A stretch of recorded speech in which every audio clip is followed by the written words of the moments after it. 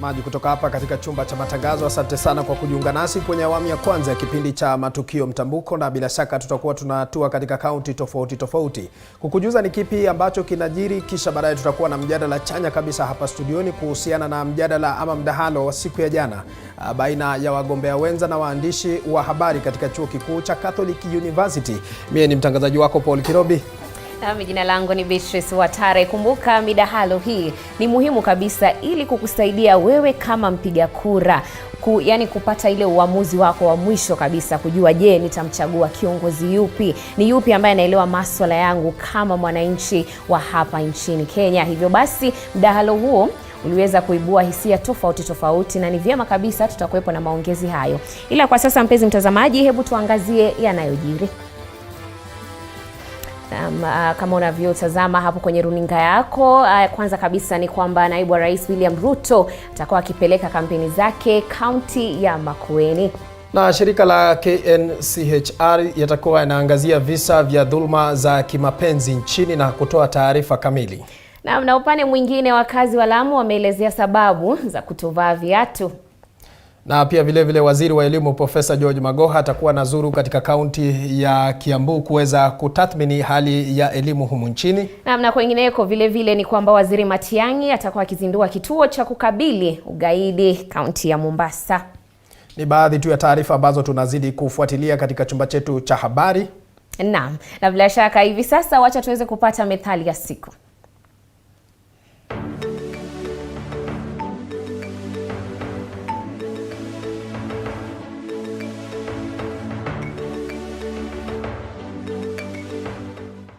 Methali ya leo: wako mchiriza si wa yule mlimbwede. Maana yake, afadhali wako asiye na sura nzuri kuliko mrembo wa mwenzio. Methali hii hupigiwa mfano mtu apuuzaye vitu vyake eti kwa kuwa ni duni, na badala yake akadhamini vya wenzake kwa kuviona bora. Methali yenye maana sawa ni baya lako si jema la mwenzako, au kibaya chako tunza.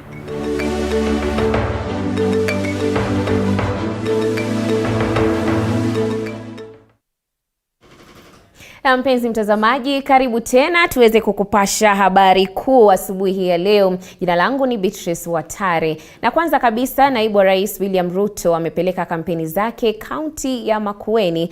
Ruto ameendelea kujipigia debe huku akiwataka wa Kenya kumpigia kura katika uchaguzi wa Agosti 9. Mwanahabari wetu Philip Ngumu yuko katika kaunti ya Makueni na hivi sasa anaungana nasi moja kwa moja. Philip, hujambo? Na hebu tueleze ni yapi ambayo yanaendelea katika eneo hilo? Sijambo na kupata vizuri nikiwa katika eneo hili la Makueni, na niko katika soko ya Makindu ambapo kuna tarajiwa kuwa kwa mkutano wa pili wa naibu rais. Ataanzia eneo la Sultan Ahmud hadi hapa katika eneo la Makindu, na aja hapa katika eneo la Makindu aelekea katika eneo la Chumani kule Kibwezi ya Mashariki. Na kwa sasa tu labda kuzungumzia, jana naibu rais amekuwa katika eneo la Kitui, akatembea katika kaunti ya Machakos, na ningelipenda tu kuniruhusu nizungumze na wakazi wa eneo hili. Watueleze naibu wa rais ni baadhi ya wanasiasa wa kwanza ambao walikuja katika eneo hili wakaanza kuwarai wakazi wa eneo hili. Tusikie tu kwa wakazi tuone maoni yao ni ipi. Karibia hapa utueleze jina lako. Ziara ya naibu rais unaionaje tu ukiangalia huko? Naitwa Brian Kisii kutoka Makueni. Ziara naibu rais Makueni ni dhihirisho kwamba kura zake zipo. Mwaka 2013 Ukambani yote ilikuwa kodi. 2017 Ukambani yote ilikuwa NASA. Lakini baada ya Kalonzo kuenda saidi nyingine kutopewa ile na makamu wa rais, Wakamba karibu wengi sana wameamua kupigia kura mlengo wa Kenya Kwanza. So naibu rais kura zake zipo Ukambani. Ziara yake kwa Kenya maana sana, itamletea kura nyingi sana Ukambani. Ametembea katika kaunti ya Kitui na Machakos jana. Uwepo wake umekuaje tu na tunatarajia kuona nini leo? Uwepo wake vile ilikuwa Kitui jana, raia walijitokeza wengi kumkaribisha na wakamhakikishia wanampigia kura kama rais wao wa tano. So ni dhahiri kwamba naibu rais William Ruto ana kura nyingi sana Ukambani. Na akenda atapata 30% ya kura za Ukambani. Basi yako assured kuwa yeye ni rais mtarajiwa. Awali ulizungumzia kwamba atapata kura nyingi. Ni kipi kigezo ambacho sababishwa kwamba apate kura nyingi na bado Kalonzo anatembea na Raila. Kalonzo kutembea na Raila pale ana kiti yote ambayo anapewa. Wakamba walitarajia kwamba Kalonzo atakuwa na running mate wa Raila, lakini aliposhindwa kupewa ile running mate, Wakamba wengi waliamua basi wacha twende Kenya kwanza tupigie naibu wa rais kura. So Wakamba wanapiga ile protest vote kwamba sisi tudanganywa. Raila ametudanganya 2013, 2017, 22 pia ametudanganya tena. So watapiga ile protest. So utapata naibu wa rais anakuwa nyingi sana Ukambani kuliko vile ilikuwa inatarajiwa. Kando na zile kura tu za urais, anatarajia kuwa na wabunge na MCS. Hali ikoje hapa? Ukambani naibu wa rais atapata wabunge wengi sana na MCA wengi sana. Nafikiri kwamba katika kaunti zote tazo Ukambani huenda ikawa kwa hata kama atakuwa na majority in the assemblies but atakuwa na numbers in the assemblies za Ukambani. Kweli anazungumzia tu nguvu ya chama cha UDA katika eneo hili. Tueleze kama mkazi wa eneo hili bwana. Hali unaionaje hapa? Atapata kitu ama hapati? Hapa kusema ukweli kitu atapata hapa. Sababu naona raundi watu wamebadilika. Wamesema hii ni ngombe ya ODM lakini sasa inabadilika, mambo ni UDA sasa. Kwa hivyo Ruto hapa hivi lazima achukue kura, pia wabunge pia wachukue na pia MCA pia watapata kura hapa. Ni kipi ambacho kinakufanya ama kinamfanya awe na upendeleo zaidi ama pengine aweze kupata tu nusu ya zile kura? Kwa sababu Kalonzo saizi ana chochote pale kwa ODM. Kwa hivyo sasa afadhali tufuate pale Mutua ameenda, sababu kama Mutua sasa itafika pahali yendo kama Wakamba sasa. Vile Mutua ameenda kuunga UDA huko hivyo na sio Wakamba tunatorokea huko. Kweli umeweza kusikia tu, ni hali tu tumewaonjesha tu na tutarudi kwa upande huo ili tuweze kuendelea tu na tuzidi kufuatilia msururu wa mikutano hii. Tujue hali itakuwaje wakati ambapo Agosti 9 inakaribia. Kutoka hapa kaunti ya Makueni, mimi ni Philip Ngumu. Pako studio. Na shukran sana Philip. Kumbuka zimesalia siku 19 na uchaguzi utakuwa ukiendelea na bila shaka Wakenya wataweza kufanya uamuzi mkubwa sana ili kujua ni nani kiongozi wao. Kama ulivyosikia kutoka kwake Philip, tutazidi kupata taarifa kuna mubashara wa misururu hiyo ambayo bado inazidi kuendelea hivi sasa. Tukisonga mbele ni kwamba ofisi ya mkurugenzi wa mashtaka ya umma imeandaa mafunzo kwa viongozi wa mashtaka ili kuandaa kushughulikia kesi za baada ya uchaguzi mkuu ujao. Mafunzo haya yanaendelea katika eneo la Kabete. A lot of complementarity we put in place in the election monitoring, and we commit to do that. We are going to leverage on each other's monitors to ensure that where you are represented and we are not, we can be able to harvest the critical information we require. I think that is all I would say for now. DPP, we have been working together, of course, even in the previous elections. We commit to do the same, and we look forward to a safe and secure election. Thank you very much.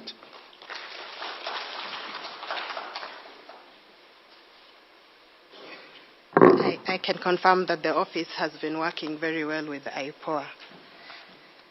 Thank you very much for those remarks, and ultimately, now it is my pleasure to invite the chairperson of the Kenya National Commission on Human Rights, Madam Roslyn Odede, to speak to us.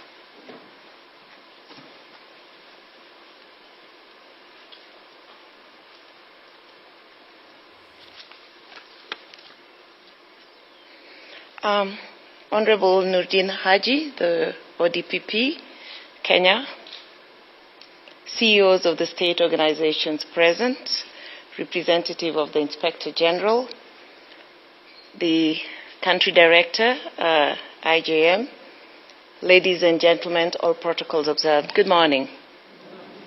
It is indeed a pleasure to be here with you today at the start of this very, very crucial training organized by the Office of the Public Prosecutor on enhancing electoral justice.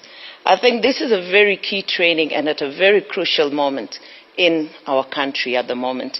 We all know that we are all anxious and waiting for the 9th of August, which will be the culmination of the election process, but not the end, because there is also the post-election period, which we always watch out for. As the Kenya National Commission of Human Rights, our rallying call is haki kwa wote, kila wakati. And we are hoping that even through the election process, haki za watu zitatendeka. So we are hoping that this will be a human rights compliant election process and that rights will not be violated. we undertake to collaborate and use our common synergy to move forward in ensuring that these rights are indeed protected. We have seen past elections where human rights have been grossly violated, and it has been our intention as a commission to have discussions across the board with state agencies and other state actors to ensure that there's a reduction in violation of human rights during elections process. An election process should be a democratic process and not a security process. It is unfortunate that for Kenya and a country as a whole, when we hear the words elections, security is triggered in each of us at an individual level and even at a country level. Because this is a time when fear descends into a lot of people. A lot of people move out of their residences. A lot of people reorganize their living arrangements so that they are able to be in places they feel more secure. And this is very, very unfortunate. As a Human Rights Commission, we have set steps to ensure that we have trained people to be aware na hapo ni eneo la Kabeti ambapo maandalizi ya uchaguzi na mafunzo yanatolewa kwa maafisa hao. Na tukisonga mbele kwenye taarifa zingine ni kwamba washukiwa 6 wanaohusishwa na mauaji ya wanawake 5 eneo la Mawanga, kaunti ya Nakuru watazuiliwa kwa siku 14 zaidi ili kuwawezesha maafisa wa polisi kuendeleza uchaguzi zaidi. Washukiwa hao walifikishwa katika mahakama ya Nakuru mbele ya hakimu mkazi mwandamizi Yvonne Kathambi. Chichi Josephine na mengi zaidi.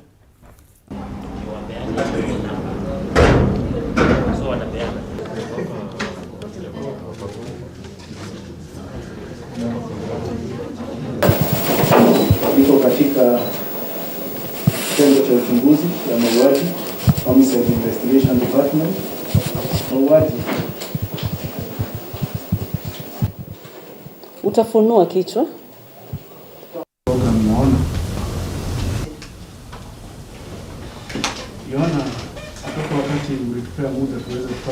I've taken into consideration the nature of investigations being conducted. Submissions by the investigating officer clearly demonstrates how complex the investigations are and the need for more time. Moreover, I note that the investigating officer has established crucial leads regarding the other suspects who are at large. Therefore, I'm satisfied that there is need to hold the suspect in custody pending further investigations in order to protect the accused person from the enraged members of the public and to also protect the witnesses and ensure that investigations are not interfered with. It is on the said premise I find that the application has merit. So in the interest of justice, the suspect will be held in custody for 14 more days. We shall have a mention on the 2nd of August before the duty court.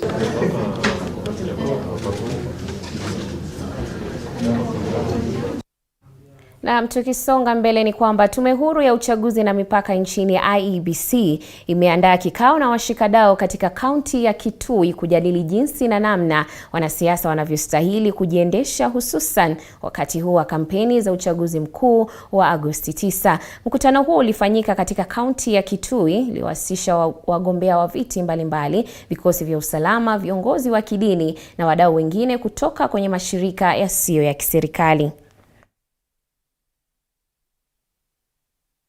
We have called the state actors who are the Ministry of Interior, County Government, Office of Registrar of Political Parties, ODPP. We had also invited the FBO or region, the senior citizens of Kitui County, so that as we near now to the D-Day, 9th of August, we have a discussion with the politicians, both political and independent, on the do's and don'ts. Pia tumeongea vile tutapatana na maagents wetu waende watuwakilishe vizuri. Tumeambiwa candidates wanaweza kuwa na agents wao kwa vituo vya kupigia kura. Hapo mbeleni tulikuwa tumeambiwa agents zitakuwa za chama peke yake, lakini hapa tume la uchaguzi imetuambia vizuri kwamba sisi wale tunagombea hizi viti vya kisiasa tunaweza kuwa na agents wetu.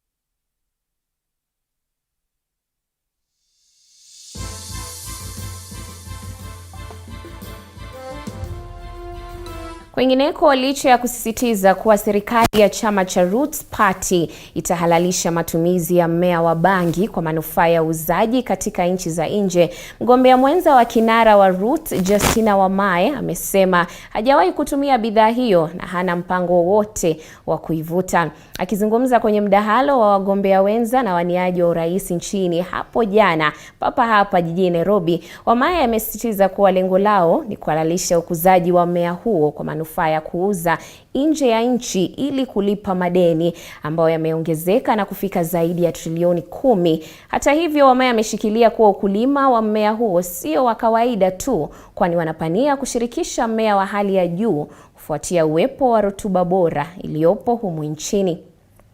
THC. So Ruth, stop belaboring this idea that you are smoking. It is not for consumption. And is it smoking? It is for purification. You can even put it in those things, you know, you nachoma mahali, inatoa scent. So it's not smoking, it's purification. There's a difference. And it's true, Ruth. Okay. Mothers are suffering. Let me say this. I don't want to come off like I don't relate. I have seen mothers are suffering.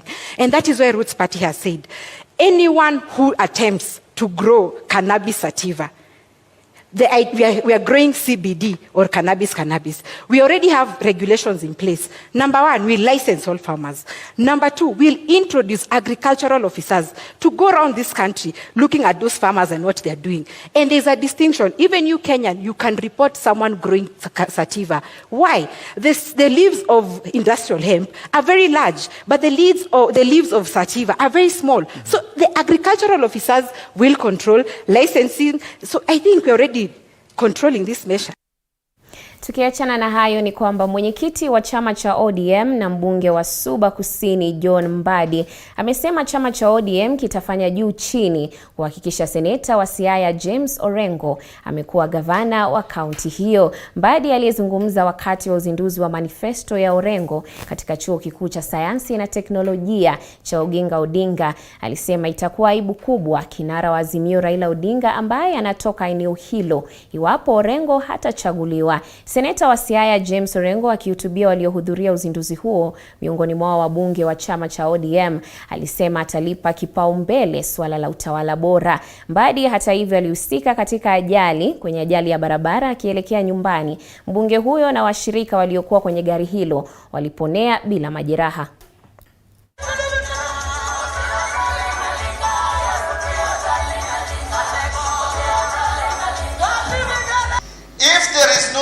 That ODM cannot afford to lose.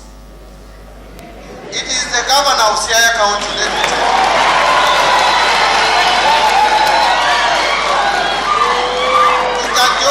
He can joke with any seats, but not the governor of Siaya.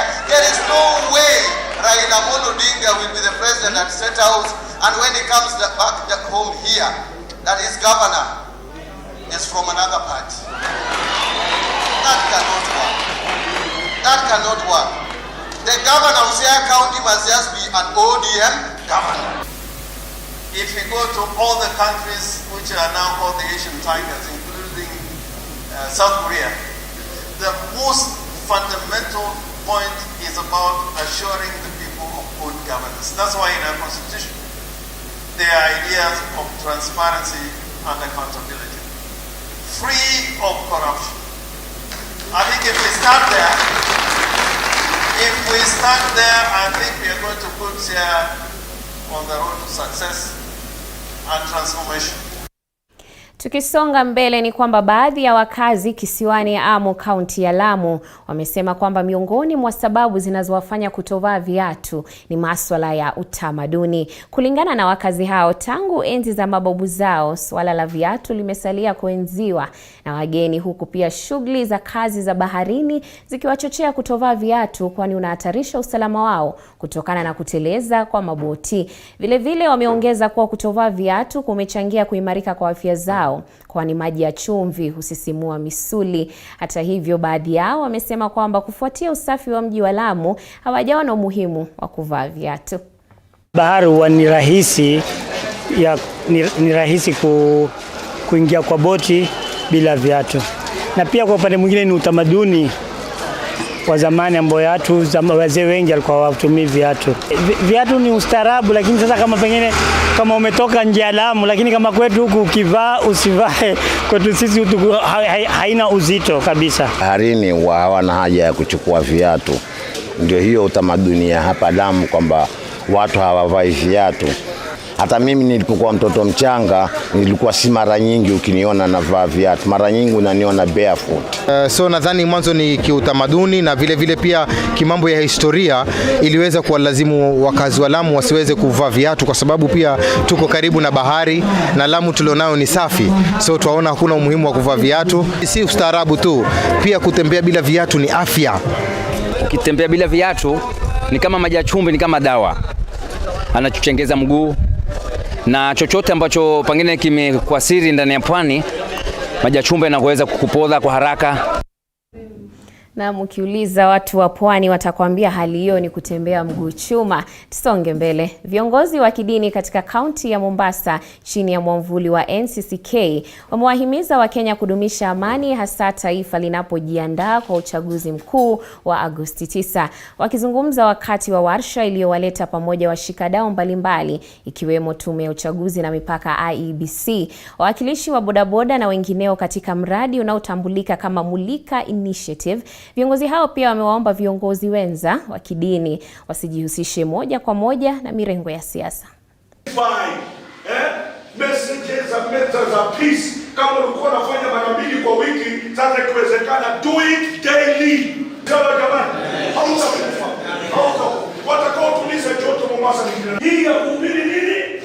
Amen. Please. Tumesema lazima tubaki neutral. Kwa sababu hata nyumba zetu za ibada, iwe ni msikiti, iwe ni kanisa, wanaokuja pale kuna wafuasi wa kila mrengo. Kuna wafuasi wa Kenya Kwanza, kuna wafuasi wa Azimio, kuna wafuasi wa kila mrengo. Sasa kama kiongozi wa kidini ukisimama ukisema mimi ni wa mrengo fulani, what happens kwa wale washirika ambao ni wa mrengo mwingine?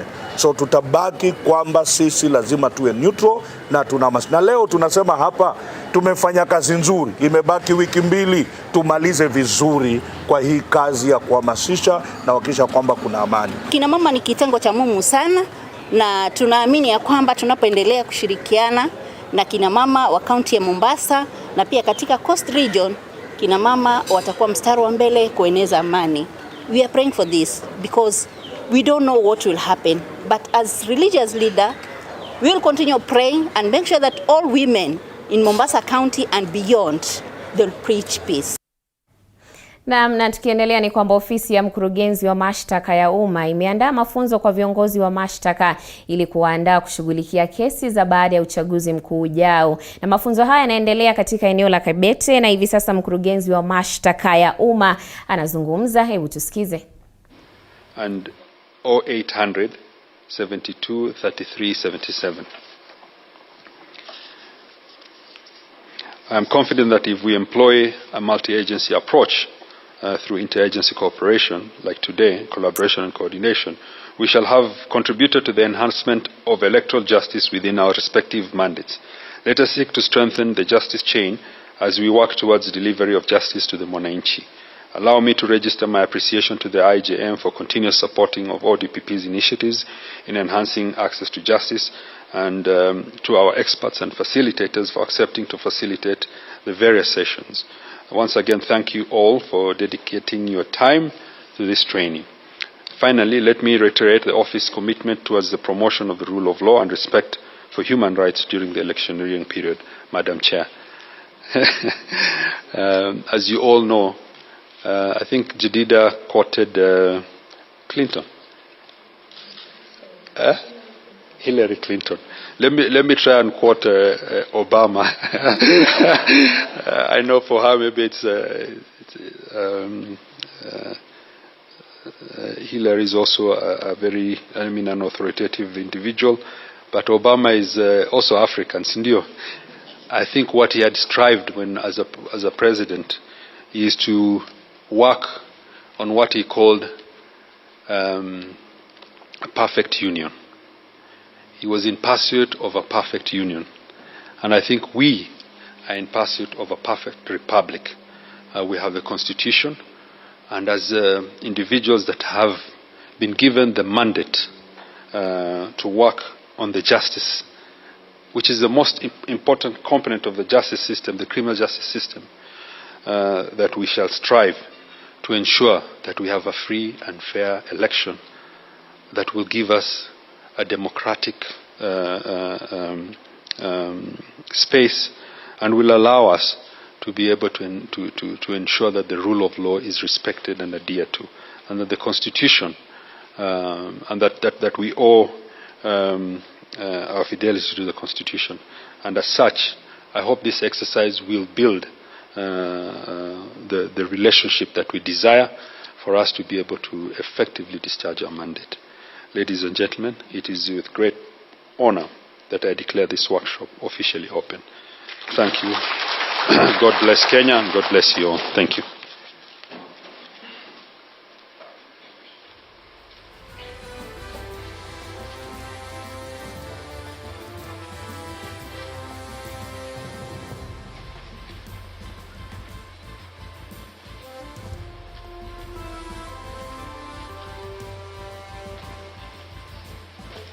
Mpenzi mtazamaji, bila shaka tutazidi kukufahamisha ambayo yanaendelea kusibu katika eneo hilo la Kabete. Tukisonga mbele ni kwamba swala la ufisadi lilitawala mjadala wa wagombea wenza urais, huku mgombea mwenza wa chama cha UDA Rigathi Gachagua na yule wa muungano wa Azimio Karua wakitofautiana pakubwa. Rigathi na Karua, licha ya kukubaliana kwamba ufisadi ni donda sugu kwa uchumi wa taifa la Kenya, walitofautiana jinsi na namna ya kukabiliana na swala hilo. Kenyans need to understand. They are hungry, they are without medical service, without fees for their children, and without free education, because corruption cartels are strangling the nation. That's why we can't breathe.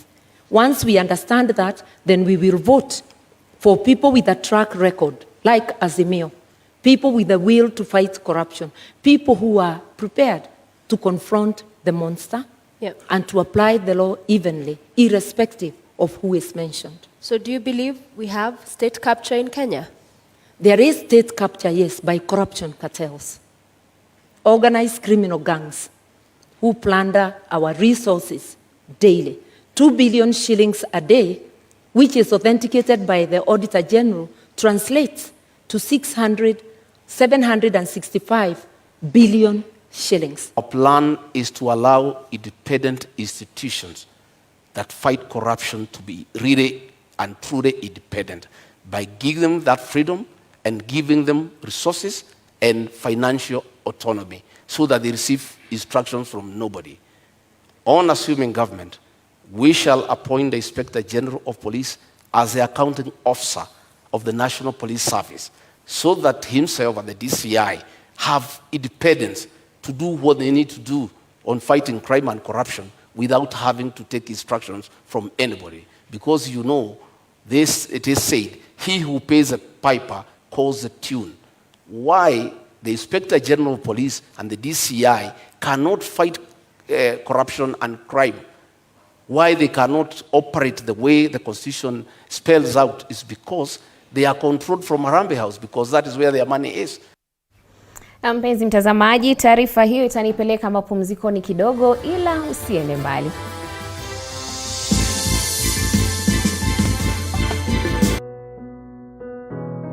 Despite being visually impaired, he is a jack of all trades. It is our quest to find answers on how to take care of children with special needs and those with disability.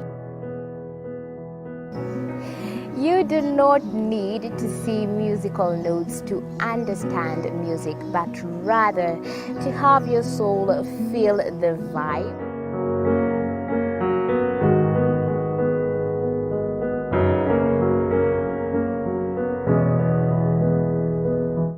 Actually, for us to make a wheelchair, we have to take measurements of the user. After doing my assessment, I get to know the parent.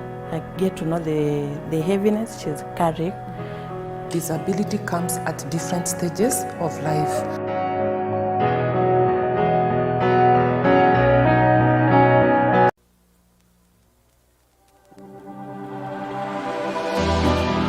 How well do you know what's happening around you?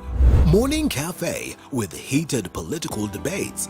Baraza la Siasa. Hiyo kitu azungumzie, angalie hali ya maisha ya watu. Informative health discussions. Business, farming.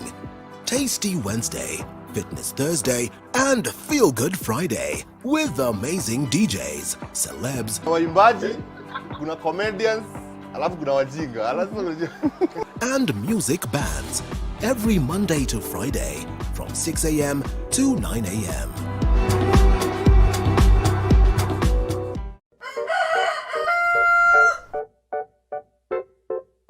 The next set of millionaires are farmers. As we know, agriculture has been and still is the backbone of our economy. As we traverse the different counties to meet different farmers, we ensure to get the story of how they started farming and even how they continue to penetrate the market and overcome the challenges. Hapa, the reason why nilieka goose na si ducks. Goose, they are very easy to maintain. A lot of farmers keep on calling, inquiring whether you're supposed to raise some seeds in the nursery or you're supposed to do them directly in the field. The greenhouse helps us control the temperature because the temperature needs to be between 28 to 32 degrees. Walk this journey with us every Sunday at 6:30 p.m.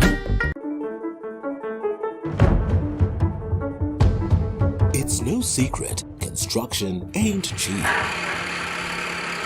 But how do we make it affordable? Different individuals are finding ways of cutting down cost by use of pre-stressed slabs other than reinforced concrete, recycling plastics to make pavers. The brick is stronger, it's cheaper, and it's lighter. And recycling wastewater in your household. What happens to my waste from the washroom, the solid waste? All that can break down. Those are you. Despite being visually impaired, he is a jack of all trades. It is our quest to find answers on how to take care of children with special needs and those with disability. You do not need to see musical notes to understand music, but rather to have your soul feel the vibe.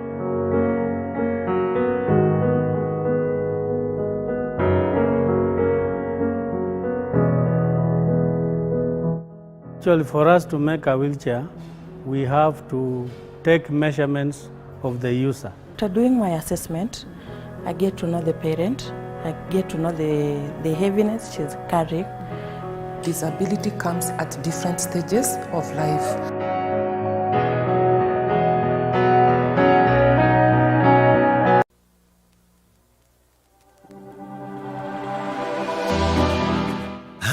Mgombea wenza wa urais Rigathi Gachagua na Karua ni swala lililoibua msisimko, huku Rigathi akikanusha madai kuwa ana utajiri wa shilingi bilioni 5 na kuweka bayana utajiri wake ni shilingi milioni 800 na kuongeza ni pesa ambazo alipata kwa uhalali, miongoni mwake biashara, huku Karua akikiri utajiri wake ni wa shilingi milioni 200 na kusisitiza kuwa ni vyema kila kiongozi kupigwa msasa kuhusu alikotoa mali yake kabla ya kuchaguliwa.